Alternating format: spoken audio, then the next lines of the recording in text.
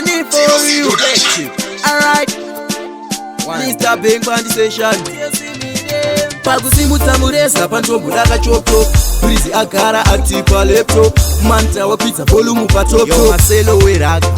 Chitsotsi mugemu Hapana patichatadza kuzofambasa paurusi Chitsotsi mugemu Vamwe vakangomirira kuita majairusi Chitsotsi mugemu Hapana patichatadza kuzofambasa paurusi Chitsotsi mugemu Vamwe vakangomirira kuita majairusi Saka ini hanimire kuenda kunoenda vamwe Bazi rakasara pati handingasare Zvimanguma uburekedzai ndinyore Kuramba nchipisa ende handingopere Big up naself, Marcelo weraka Kwese kwavanoenda vachatitsvaga Vanga vajaira kutipondera musaga But this time takakunya simba saumaka Chitsotsi mugemu Hapana patichatadza kuzofambasa paurusi Chitsotsi mugemu Vamwe vakangomirira kuita majairusi Chitsotsi mugemu Hapana patichatadza kuzofambasa paurusi Chitsotsi mugemu Vamwe vakangomirira kuita majairusi Tichitanga malepo edu vaizama kutimisa Vachiti imbo kwatida kutityisa Manje nhasi ndauya nchipisa Moto mkuru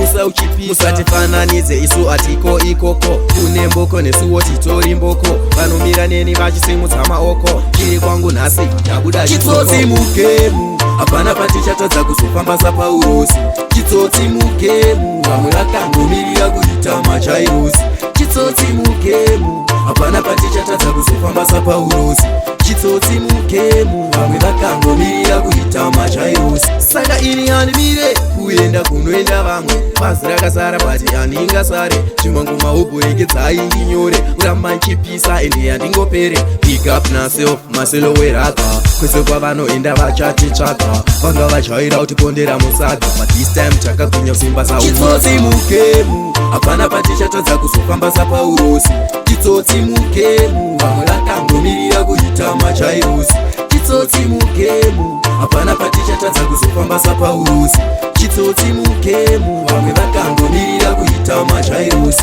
Tichitanga malepo edu vaizama kutimisa Vachiti imbo kwatida kutityisa Manje nhasi ndauya nchipisa Moto mkuru musa uchipisa Musatifananidze isu atiko ikoko Kune mboko nesuwo titori mboko Vanomira neni vachisimudza maoko Chiri kwangu nhasi ndabuda chikoko